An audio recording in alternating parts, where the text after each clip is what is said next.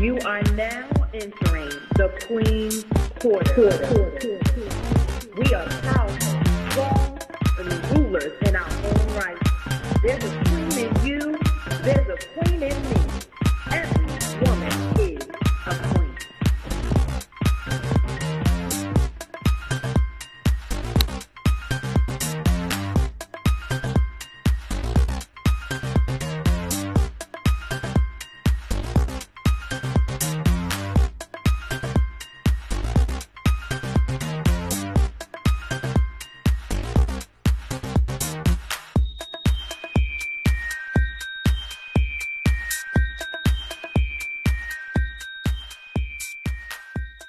Welcome to Queen's Quarters. Come on in, come on in, come on in. I'm excited about our topic today. But you know how we do. The first thing we do is we just want to welcome you into Queen's Quarters. Welcome all of you guys who are visiting us for the very first time. I would like for you to like, subscribe, and share. And thank you all of you guys that have supported us all this time and continue to support us. Welcome. The first thing we're going to do is roll call. So I'm Queen T and I'm hosting today and I'm representing the 50s Club. Hi, I'm Queen Emma and I represent the 60s Club. Hi, I'm Queen Ty and I represent the 50s Club. Hey everybody, I am Queen Queenz, representing the 40s Club. Hi everyone, I'm Queen Jock representing the early 40s. Hey everybody, I'm Queen Lady B and I'm representing the late 30s. Hey y'all, I'm Queen Nye representing the early 30s. Hey guys, it's Queen Shay and I'm representing the Dove Club. So now that we have introduced ourselves, we're going to have tea time with Queen Shay today. All right, so we're switching it up. So I'm going to stand in for Queen T and we got tea time with Queen Shay. So today I'm going to take a page out of my little sister's book, a little shout out to her, and we're going to look at English breakfast tea today.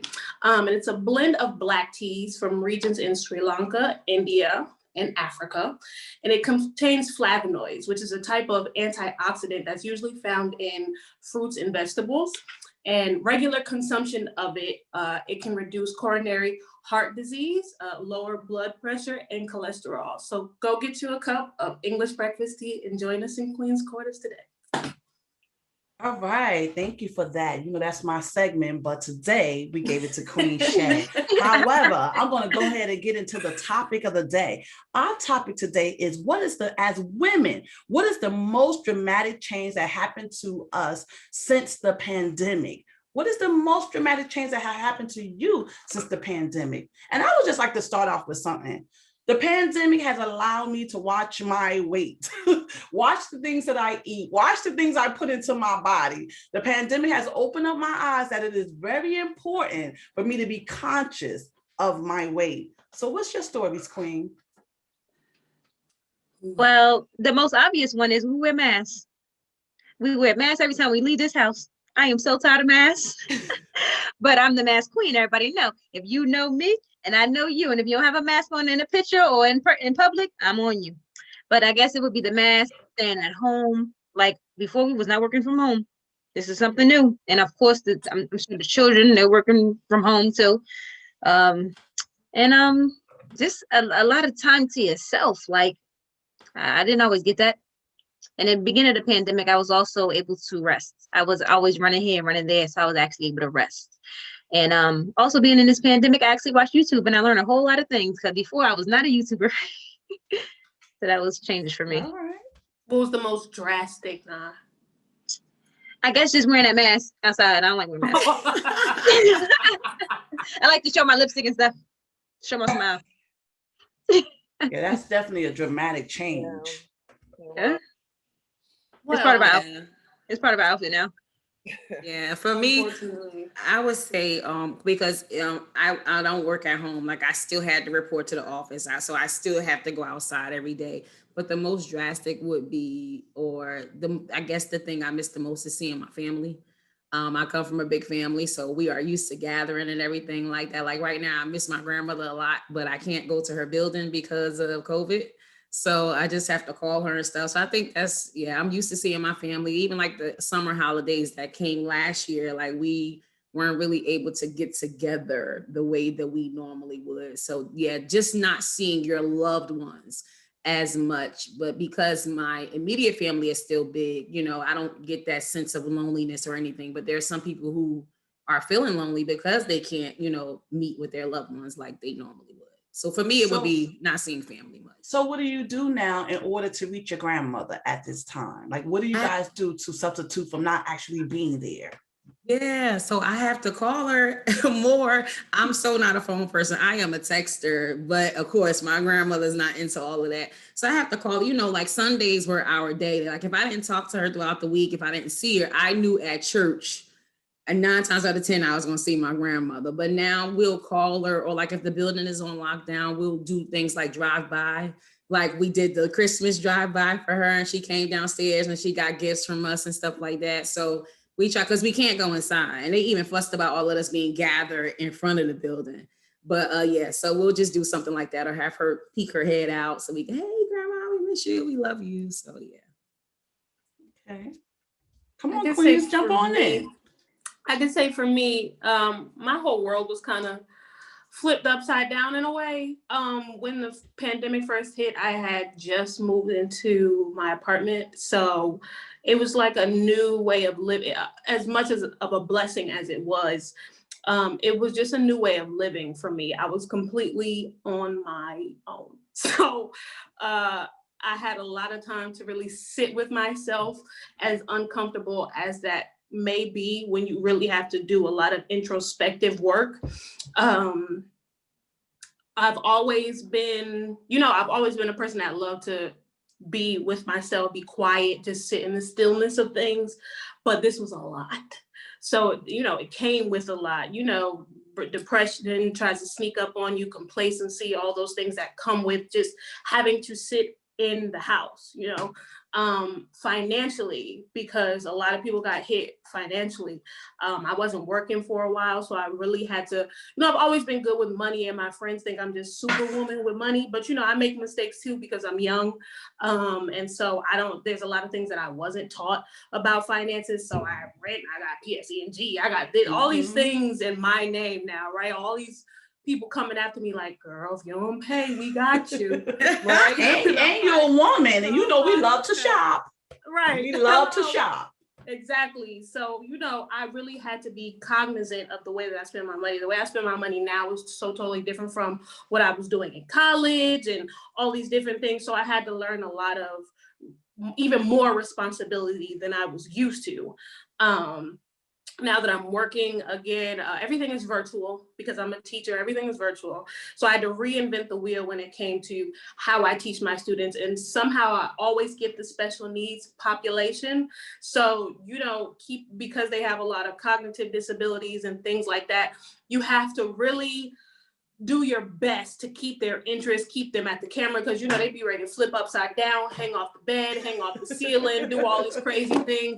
You know, it's a lot. And so all of that came with it. Then we reinvented the wheel completely with church. So, you know, I'm always at the church every Sunday. So it's just different in the way that worship happens. I teach. So, you know, everything was just completely different. So life just drastically changed for me. But I can't say that, even though I did face definitely some ups and downs and some things that I really had to work through emotionally, mentally, all those kinds of things, there was definitely light at the end of the tunnel, because I'm not going to say that anything that I went through damaged me. I think everything definitely grew me as a young woman, to just to have the know-how to do things, especially for the ones that come up after me. So I appreciate everything, and I definitely appreciate the time that I still get to spend with myself and get to spend with God. So yeah. So my question to you, if there's one thing that you could tell us that you have learned about yourself during this time that you didn't know, I know this is a rough one, that you didn't know before the pandemic, what would you say, something that you found out about yourself during this time that you didn't know? You asking all of us, or you asking? With all of that going on, what did you find out about you? you know, a lot of people didn't get a whole lot of human interaction throughout the pandemic.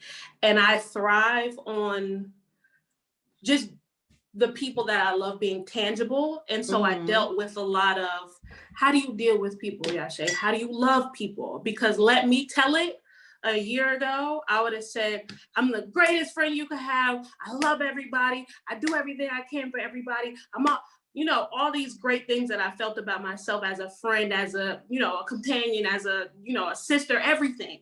As a daughter, I felt like I did everything right. But in the pandemic, I really learned a lot about love and the way that I loved people, whether it be the wrong way or the right way. And I realized, I say, everything that you do in your administration of love is not correct. And I learned that because you feel like you do everything for everybody, whatever anybody needs you to be, you're there, you're that, you're present, you think that that's the correct way. But God might not have called you to be all of that for everybody. And so because it's not received or reciprocated the correct way, you're offended. And when you get offended, just as passionately as you love, you hate. Oh, wow. And it can become toxic. And so I really had to learn who to be for myself, for others, for God, so that I can love in the most genuine way. And so I had to deal with a lot of hurt and a lot of offense, because a lot of things happened before I moved into this place where I was by myself. So I had to learn from all of that. I had to heal from all of that. And I had to realize you don't always love correctly. So I've done a lot of love work. Wow. I'm glad you actually brought up pain, because actually during this pandemic, it was a lot of pain for me. And unfortunately, a lot of loved ones was, you know, have passed due to COVID, even my own grandpa. And that was hard. And me, for 2 years, I have been planning this big birthday party. In the beginning of this year, I turned the big 30. It was a big milestone for me. So I'm like, I'm going to have this big party. I was ready. I'm telling y'all, since I was 28, I've been planning it. Then, you know, the pandemic changed all of that. But I was still able to see a whole nother year, a whole new milestone. So I'm alive and well. So we got an opportunity to see that sometimes things don't go as we planned. Absolutely. And that's going to be one of my future topics. How do we deal with disappointments? But that's to come. So come on, Queenz, let me hear what you got to say. I'm excited. I totally agree with Yashe. She said everything that I was going to say as far as work, as far as church, how to interact with people, how we have to do it through Zoom, how we do it through live. Things that you were so used to seeing everyone every week, now you have to see them through, like now, you have to see them through a recording, or you have to see it live, but it's a Zoom live or something like that. So that was very dramatic. And also a drastic change is when I lost 2 of my brothers within 2 months of each other. So that was very drastic. And also, you know, having to pay special attention to my dad because he also had COVID. So just to make sure that he was healthy. So I experienced a lot during this pandemic, but I made it through. So it was drastic changes, but it also was strengthening moments for you to be able to push through and be in a testimony for someone who think that they can't make it. Yes. Queen Nye and Queen Jock, thank you guys for sharing that, because that's very personal. But that also says we need to love on our loved ones while they're here. So that's major. Come on, Queen B. I see you shaking your head. No, I was just, you know, that too. You know, I've lost close family members, and not necessarily due to COVID, but even in just losing them, however they transitioned, it was still restrictions with getting together and mourning their death the right way. Funeral homes went from however many people show up, they show up to like, oh no, only 50. Or like some services you wanted to pay your respects to, you couldn't because it was only for the immediate family. So that even like just, I just lost a cousin 2 months ago. It was from COVID. It was like something else was going on, then it was COVID, and then she transitioned. And that hurt me so bad because she was like one of the matriarchs of the family. So it was like, like you couldn't even like grieve properly or just like celebrate her life, I should say, with other loved ones. And then I forgot to mention, I got sick. I actually caught COVID And Survivor.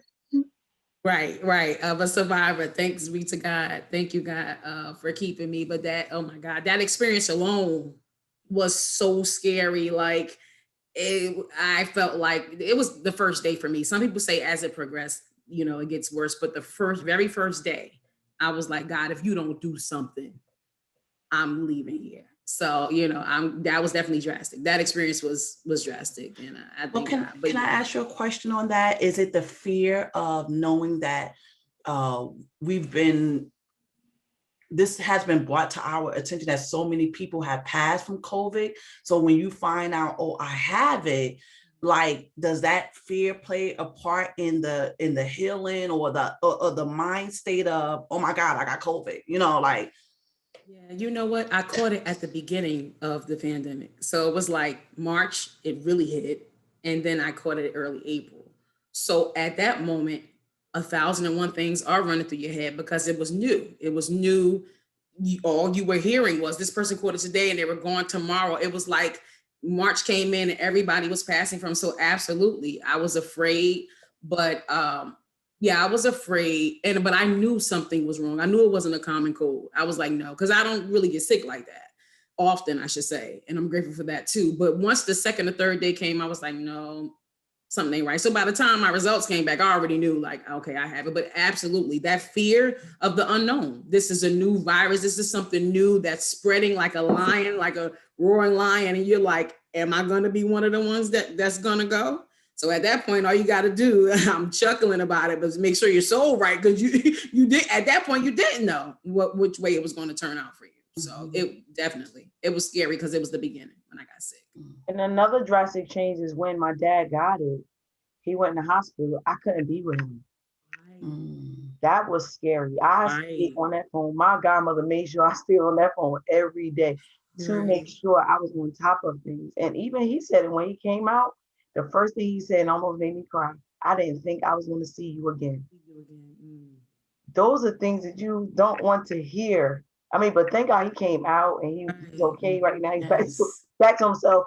But yeah, that was crazy. When you can't go in the hospital to make sure they taking care of your parent the way they supposed to take care of your parent, you got to rely on a phone call. Sometimes you couldn't get the doctor. So that was scary. You had to call certain times. And then when you call, they had to call you back, and you had to make sure you was by your phone, because I'm the one that keep my phone on silent. So I had to put my phone on the ringer just so I can make sure I do not miss the call. So that was a drastic change too. Yeah, that was for me too. My grandfather caught it early, and late March, early April.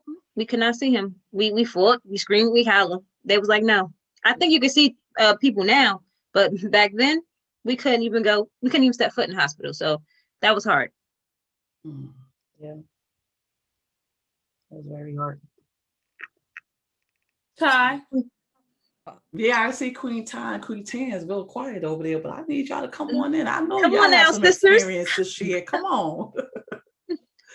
Well, Queen Emma. I'll go before you, T. For me, I would say it was the level of appreciation, a drastic change for me, like appreciating my parents, because I know so many people that lost so many people during this time. You know what I'm saying? And I thank God. Like, me and my mother just celebrated our birthday. She had me on her birthday, so both our birthdays was on the same day. And I was just on that day, I'm telling you, while I was hugging her, I was crying, because I just thank God. I was like, Ma, we made it another year. You know what I'm saying? So, I mean, for me, I would say the drastic change was just my level of appreciation for everybody that's around me.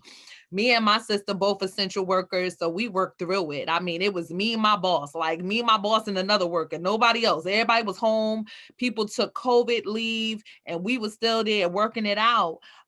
So we were still there in the trenches. So that level of appreciation, and also my awareness of being clean and keeping my hands clean and keeping myself distant so that I didn't bring it back home and infect my parents. So my children, I have teenage boys. So, I mean, my level of awareness and appreciation was a drastic change for me. It was an eye opener.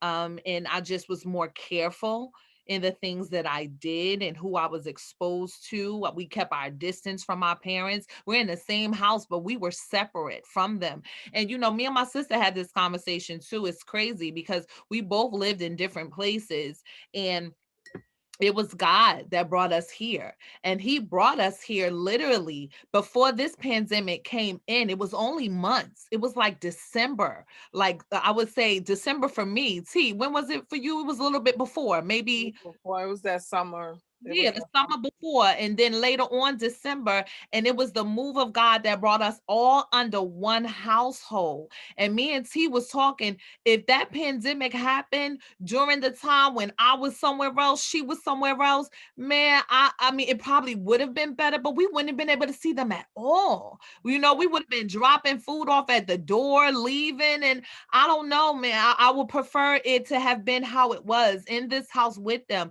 Even through that, we lost an aunt. My father couldn't even go. He couldn't get on a plane. He couldn't go to Georgia and see his sister. He had to watch her funeral on a phone, you know, and that was bad for him. So to see him go through that, but we lost an aunt, you know, to COVID. But that was his last sibling. His last sibling. He's the last one left.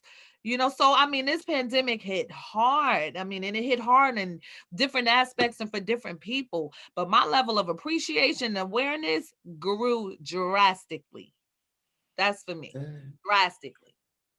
Like Tansy said, I really hadn't had time to think. I worked through the whole pandemic. I'm an essential worker, and we not only worked the regular hours, I mean, it was so much coming through the mail. It's like everybody just sat at home and ordered stuff. So we had to work on a constant basis. So I appreciate the fact that we did, you know, I was able to still go to work. I was still able to you know, have my income come in and not really be affected. I thank God about that. But we worked around so many people that were getting COVID and was losing their lives as well at our workplace. So it was a scary thing too, because we didn't have a choice to stay home. It wasn't like, okay, sorry, we know that person passed, you know, things got to continue. So we didn't have time to grieve. We didn't have time. It was just like, okay, such and such passed, but we still got to go to work.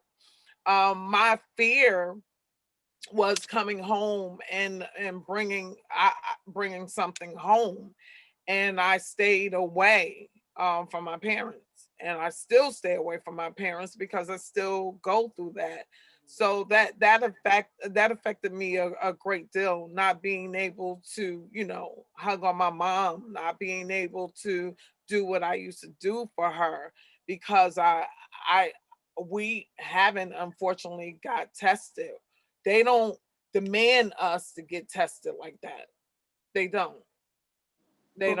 Queen Ty, before we let Emma in with her words of wisdom, I would just like to add to that. You and I both are in the same profession, so I understand we are some of the most unappreciated people in the business right now, because no one recognized while they were home and ordering stuff, we were working time and a half and overtime. And people might say, well, that's a great thing. But what they don't understand is the exposure that we had been put, you know, that we have been, the place that we have been put in to be exposed very easily.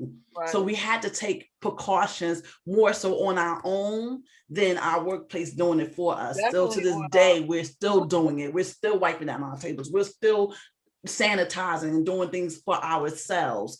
But that brings me to a point of, because I worked so much, I didn't have time, and I'm guilty, guys, to pray all the time like I'm supposed to.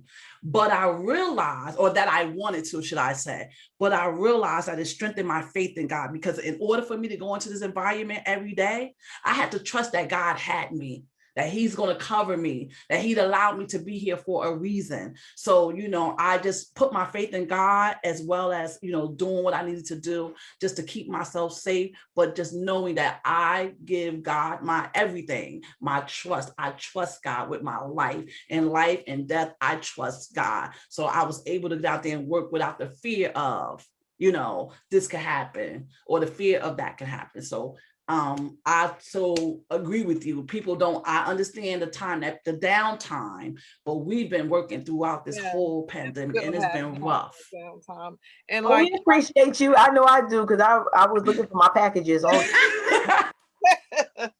but all at the same time, like Queen Tan says, we talked about it. It was so ironic. We talked about this whole conversation. We were like, what if we had to move back with our parents or whatever, and not knowing that God had prepared us for that. I don't even know why we brought that up, but God had prepared us for the move. She wasn't thinking about moving back, and I definitely wasn't thinking about moving. No, ma'am. I definitely wasn't thinking about moving. So did not. I fought that thing. Fought right. it. She did. She did. I'm gonna need you guys to stop, because y'all trying to take me to church right now. Okay? Because God has a plan, and He went before you and implemented that plan before you didn't even have it in your thought, in your mind process. I'm about to make this move, and God was like, "All right, I already got this done." Okay, so don't play with me today. Come on, Queen Emma, I need some wisdom. I have been totally blessed. I lost my mother during the pandemic, but it wasn't behind COVID. My mother died. She was 92, and she just died of old age. God said, it's your time to come home. I haven't really lost any immediate family members behind COVID. None of my immediate family have been affected. I'm single, and I've sort of lived by myself, so I didn't have the same worries of people coming in. I still wore a mask, I social distance, but I already wasn't going shopping as much because I had other things that I was trying to do with my finances. I was visiting family. What my family did was we had Zoom parties. So when they said we couldn't get together, that didn't really bother us because, my family, when they do Zoom, they don't even follow the rules. Like one cousin to be talking to another cousin, like it's just like they in the house. So we managed to stay together. I come from a large family, like I always say, and we're really close. I miss church. I miss going to church the most, and I miss my activities that I participated in church. But as far as, like I'll jump, my sister's in Delaware, I jump up in the car, I run to Delaware, my son is in Maryland. I don't really go to Maryland, but we talk all the time, my family is really close, so I didn't really have those experiences. It didn't affect my income because I'm on a fixed income, so my income didn't change. I was going to get paid regardless, so God blessed me in that. It allowed me most of all to count my blessings, because what it did was it helped me to recognize that I'm covered. My mother used to tell us growing up that, God has his hands of protection around us through generations and generations and generations. And I see God's plan in our family. I think one or two of my relatives was affected with COVID, but it did not lead to death. And it happened way down the line when it was not considered a death sentence. Like recently they were diagnosed or something like that. So when I think about how I was affected by COVID, I think about my friends and family that lost people, because I thank God for Jesus, for his ever-loving protection. I thank God for his covering. I thank God that my family my immediate family has not been affected. I thank God that my children, my grandchildren, those that I love and cherish, I already, like I said, I live by myself. Coco, she was fine. So, I don't worry about none of that kind of stuff. Everything went to my favor. And what being quarantined and what this pandemic did to me was it forced me, not forced me, but it helped me to count my blessings. Because while people were dropping dead left and right, I was saying, thank you, Jesus, because I'm still covered. Thank you, Jesus, my family circle have not been broken. Thank you, Jesus, I still got food on my table. I didn't miss a rent payment, public service got paid, my cell phone bill got paid. I went shopping when I wanted to. Everything was the same for me. So I was really blessed. I was really blessed. And what it allowed me to do was count my blessings. So I thank God that things were not as bad as they could have been for other people. And I'm glad that you mentioned fixed income, because one thing that happened to me during this pandemic is I began to think about income. A lot of us depended on jobs for income that is no longer, may not come back. Thank God, like Queen Todd said, I've had an opportunity to continue to make money during this time. However, I began to think about what are my natural talents and gifts that I can use during this time to help bring in other sources of income, not just now, but for the future. So how has income been a factor in you guys' life during the pandemic? Have you thought about that? Have you reached inside and see what you're able to do? I know, Lady B, you have a little business going on as well. And, you've been doing this for a minute. So give us a little insight. I just want to let y'all know I have on Lady B's shirt, okay? Okay, got a piece. So go and support Lady B. Lady B, first of all, how can we get one of those beautiful shirts? Oh, you shouldn't have. No. What you're going to tell us?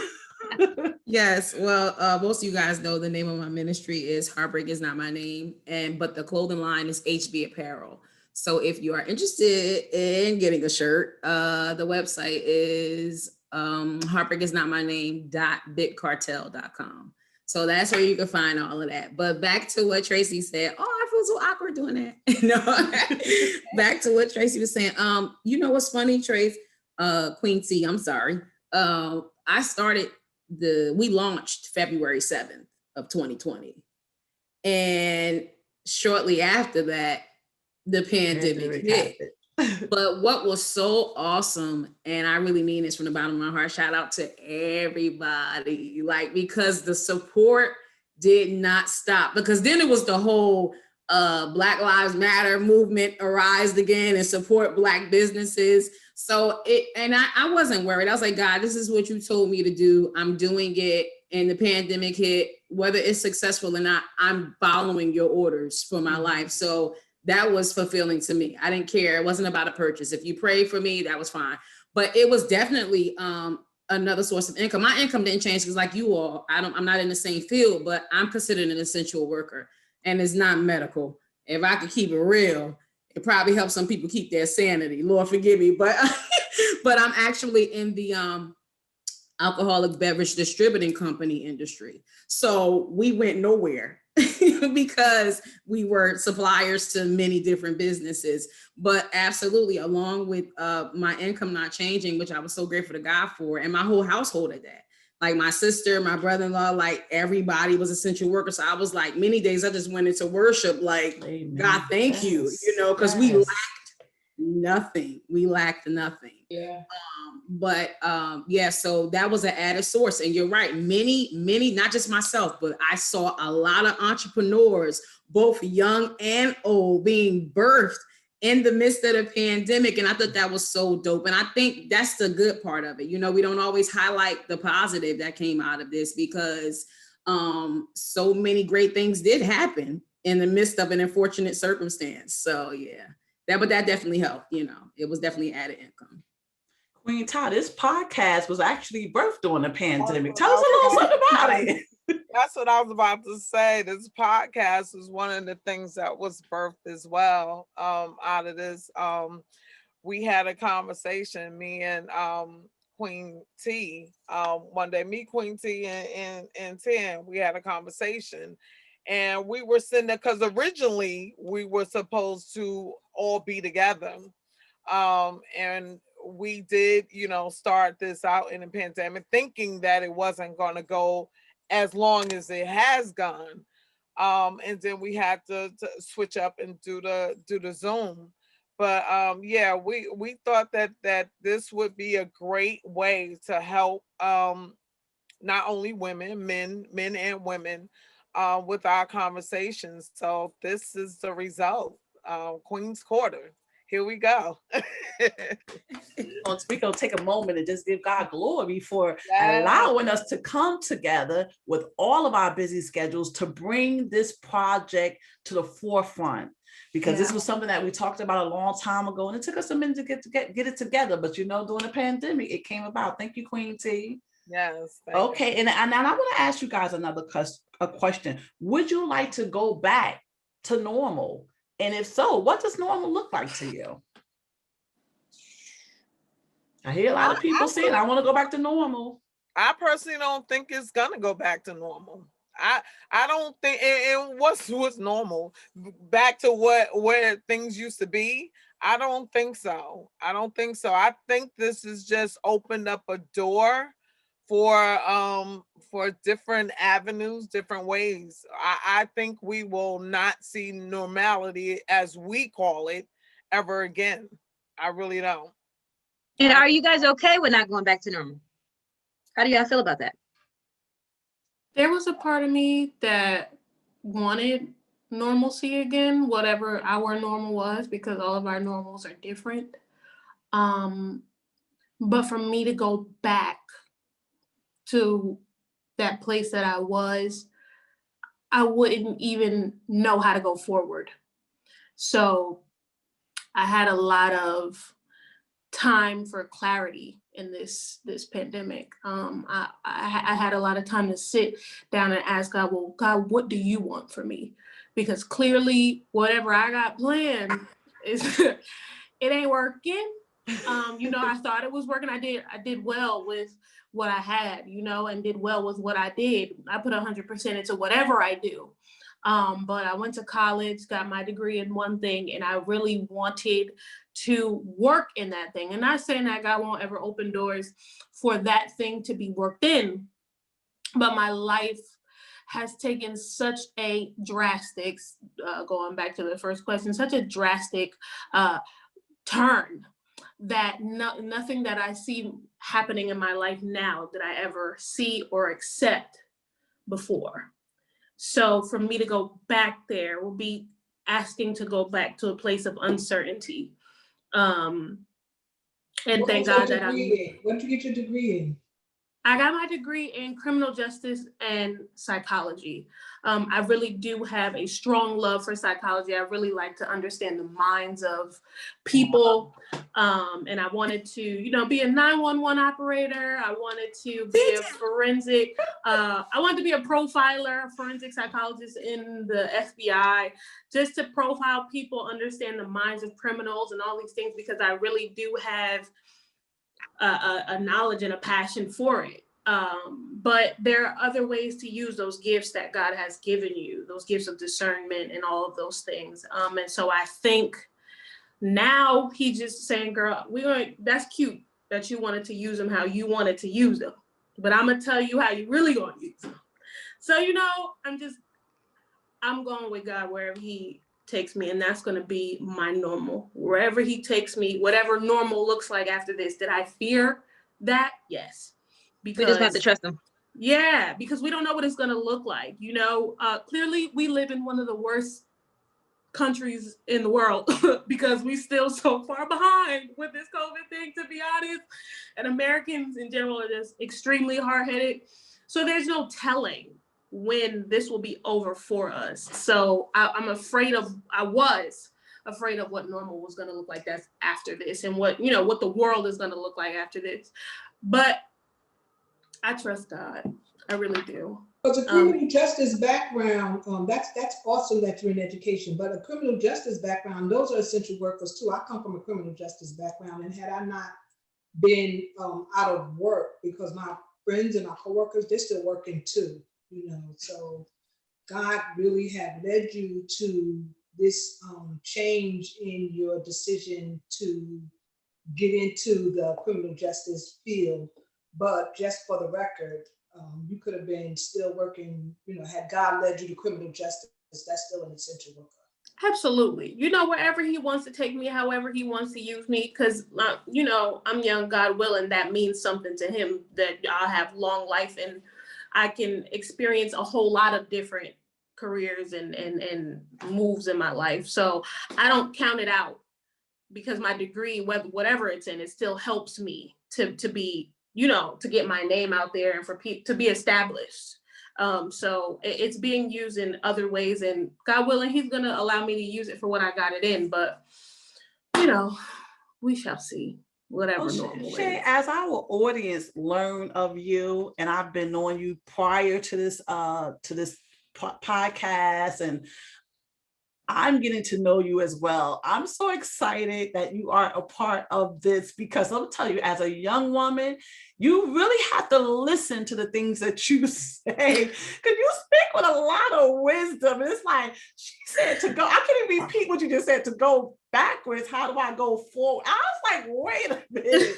Like, you really speak a lot of wisdom. So I thank you for sharing with us and being a young person that really knows how to express yourself. And I'm learning more about you, because what I know about you were very quiet.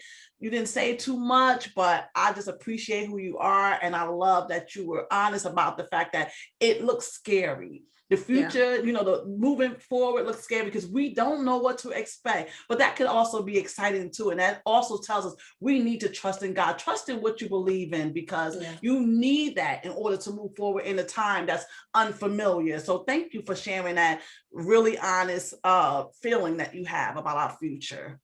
Thanks, T. Thanks, guys. And that's what it's about, empowering each other. I love it. Right. That's right.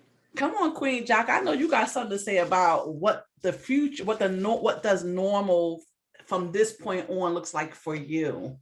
What does normal looks like? Because you're still doing your thing. Okay. Nothing really stopped. It's just the masks.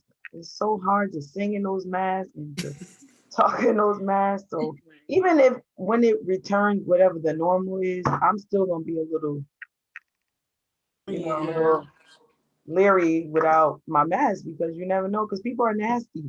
Yeah. They sneeze in the air and they cough and don't have no consideration. And they're on your back at the store when you're paying for your stuff. So I mean, you still have to be careful. I'm so glad she brought that up. I'm so glad you brought that up, because I don't know if it's me, but when I have to cough, I feel like I got to go into a quiet place, go somewhere. So just to do something natural, because people be like, oh my God, I can't cough in public without people thinking I have COVID. Yeah, it's a normal thing that we. You gotta be about the doctor. That cough. Gotta be like, can't even cough from allergies nowadays. Now that's something that's dramatic. You can't even sneeze. I'm like, do you know sneezing is not even a symptom? You know that, right? Like, allergies. Right. Listen, I don't hold it in. Allergies still exist. Hello. But that's the thing. I think we were put in such a place of fear. There was just such a mass amount of fear. And so it's just like, stay away from me.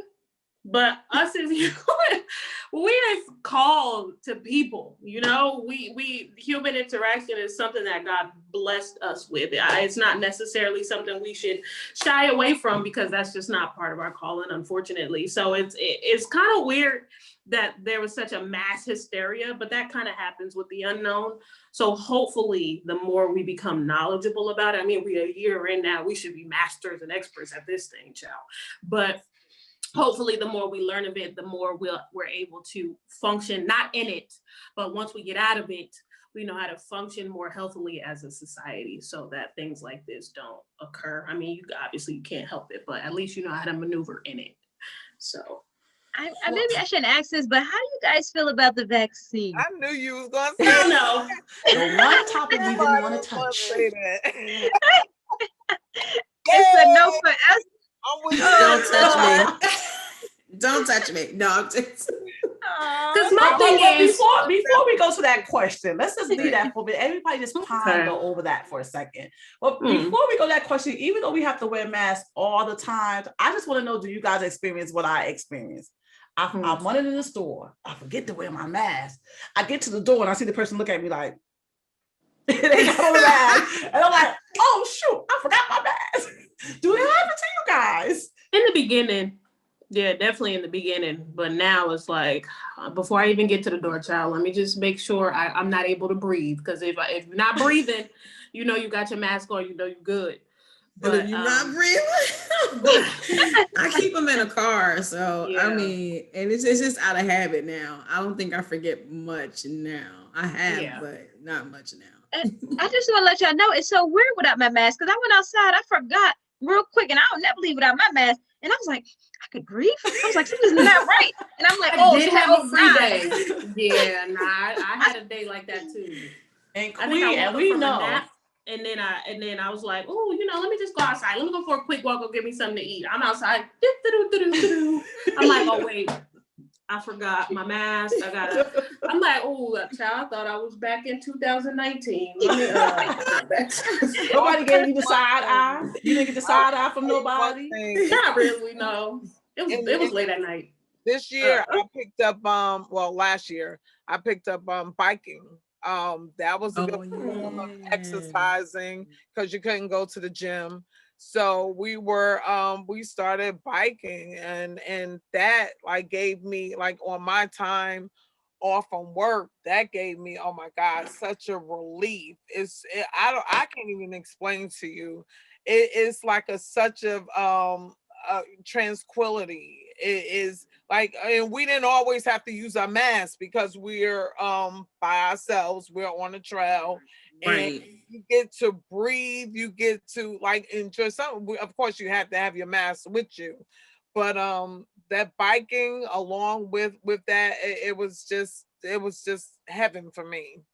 I agree, because I forgot about that because it's been cold outside, you know, and that's a little frigid when you go out there trying to bike in that weather. Right. But in the beginning of the pandemic, one thing I can say is my friends and I definitely found other ways to have fun other than what our norm was. You know, of course we get to go out to eat now, but in the very beginning, everything was shut down. So we had to find different things to do. We had water fights in the summertime. We would go to the pier and stuff like that. And one thing that I definitely took up was biking again, because I hadn't touched a bike in years. But, you know, they got the city bikes out there. So we would just rent bikes out for the day and we would just ride. And I agree with you so much. It is so freeing and it's so peaceful. And just to feel the wind in your hair, you just feel like, oh, life. You just don't get that. We're saying that I gotta get all y'all out on the trail. Yeah, definitely. Oh, you had me on a trail and I ain't going back. That was a lot. It wasn't a lot. Had me do a whole 7 miles. I was passed out. Boy, riding my bike every morning and walking in the park every morning. Yeah. It was just a sense of peace. Isn't it? It was a peace because nobody is out there early in the morning. Because I went like 6:30 in the morning every morning, and there was a few people out there, but it was just a sense of quietness and peace. It really was. I enjoyed it. Yeah. Okay. We got to get back to those things we did in the beginning to find peace. So I don't know, because we kind of, now that things open back up, we kind of gravitated towards those things that we were used to doing. But the things that we did in the pandemic kept our sanity. So I think we should, you know, as kids, we had certain hobbies that we just loved. And we kind of strayed away from in adulthood because, you know, we got busy and life kind of took over. But we got to get back to those things that bring us that kind of peace again. I think that's super important for everybody. That's what I was going to ask. Like, what is it that we did to keep our peace during these times? Well, I feel like I'm talking a whole lot, so I'm about to shut up. You But said, what did we do?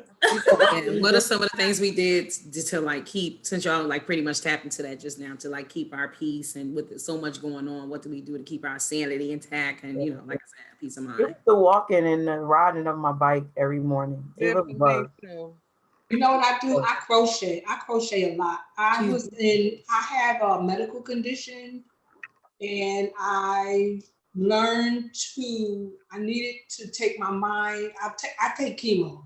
You know, I'm a chemo patient. I'm a cancer patient. I'm a cancer survivor. Praise God, praise God, praise God. but I have a very rare form of cancers, which means that I'm still taking chemo. I take chemo every couple of weeks. So, which reminds me, and I take my coronavirus test every couple of weeks because they want to make sure, anyway, but when I started my chemo sessions, I needed to relax, and crocheting relaxed me. And through this whole pandemic thing, even through my whole move situation, I find that crocheting is one of the best hobbies that I have because it allows me to take my mind off of my issues. I concentrate. It's a creative situation where I'm making something. If I mess up, I don't have no problems taking it all loose and starting all over. And it just allows me to rest and relax. Because sometimes when you're stressing, even with the pandemic, crocheting is great because you don't have to do that with nobody. I don't need no help. I have a friend, y'all all know Pat, she's awesome. And if I have a question, I can call her up and say, listen, I'm stuck here, or, she advises me, she leads me, she helps me. So it's a way for me to relax during this whole pandemic situation. I found that reading the Bible more definitely kept me at a place of peace because, child, without it, I probably would have lost my mind a long time ago. It really helps you to put things into perspective. All the things that you have questions about, all the things that you're worried about, all the things you're confused about, it has all the answers. And I think I discovered that in that time when I was away from people and couldn't have the conversations that I'm used to having with those people that, I had those kind of conversations with. And so it really made you depend on the source. And so for me, that was a big source for me. Biking, like I said before, and just going out and sitting in nature, sitting at the waterfront and just hearing the waves and seeing, beautiful scenery. The things that we take for granted on a day-to-day was really like, oh my God, that's so beautiful. We just found everything so wonderful because we didn't have anything. Right. Journaling, I definitely took up because there was a lot of things I had to process. And when you're so overwhelmed with emotion and with so many thoughts, you got to write it down and make it make sense. And so I found I really get clarity when I journal, reading, coloring. I love all of those things that I loved as a kid. I found those things again. Yeah, that was about it. I like all of those ideas. Those are great ideas. I think if I had time to be idle, I probably would have slept more, got a lot of rest, and maybe took up a little bit of sewing because that's something that I've done when I was younger, and I would have loved to get back into that. But before we go, because I know our time is kind of running down, we haven't heard a lot from Queen Tans, but I would like to just ask, would anybody love to touch that topic that Queen Nye brought up? Because I'm sure somebody wants to know what is our personal feelings about the vaccine and what we, what we think about it. And I just want to start off by saying, I just think that it is a personal choice. I personally have done some research and listened to doctors' reports and different effects and side effects of what comes out of getting this shot. I do realize that it hasn't been studied for a long time. It has not been tested on animals from my research. So I just want to put that out there. And that is not something that I'm looking to do. So that's just my personal feelings about it. And if anybody would like to share anything on that before we close our session. I personally don't think it's enough research for me not to risk my health and my life. Not to say that that's what's going to happen, but me personally, that's just my feelings on it.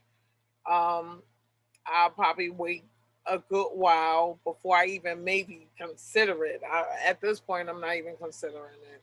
That's just for me. I'm not considering it. Yeah, I'm not a big vaccine. I don't do the flu shot. I don't see myself doing the COVID shots. No. I don't see it. My prayer is that they don't make it mandatory for when they return to school. Right. My babies will be birthday. Right. Me too. My I'm praying baby. for that too. I say no for me. Like you said, Queen T, it's a personal choice. But in my head, I hope this doesn't sound ignorant at all, but I already have it. I already had it. So for me, it's like, I'm not sure if it's going to prevent it. Well, I heard that getting it twice is rare. It's not that you can't, but it's rare. But I feel like I've already experienced the worst part of it. I hope that that is in God's will that that's it for me. So no, I just wouldn't. And like Tan said, I have to piggyback on that.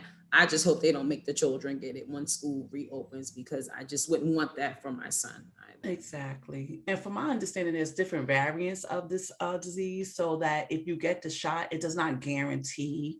That's like getting one flu shot for every strain Right. of flu Right. that can come out, that this can guarantee you that you won't get it. But I just want to know, did you guys hear about the guy that has the super uh uh antibiotic or whatever it is in his system, which allows him not to get COVID? Did you guys hear about that story?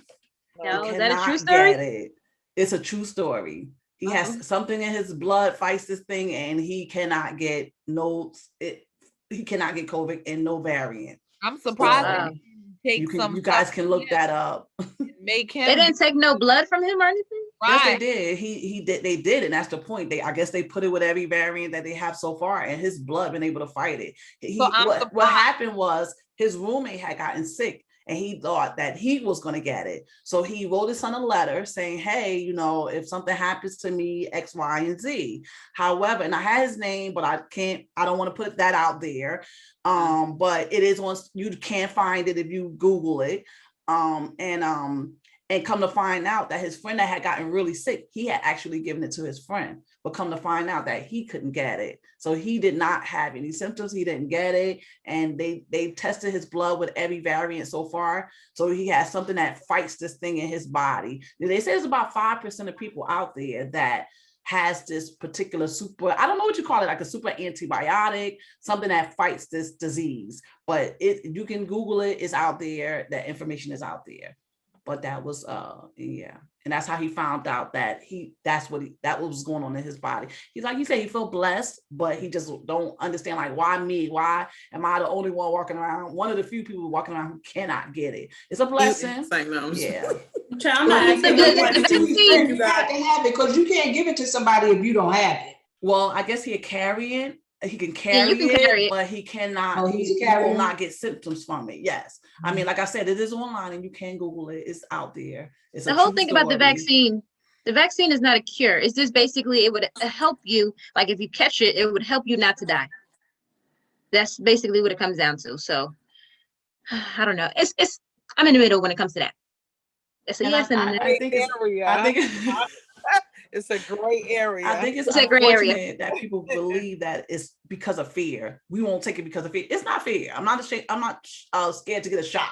That's not an issue. It's not the fear. It's the understanding of It's what's the in it. unknown. It's the understanding, right? But it's the understanding of the research that I've done so far is what helps me make my decision. Mhm, mhm.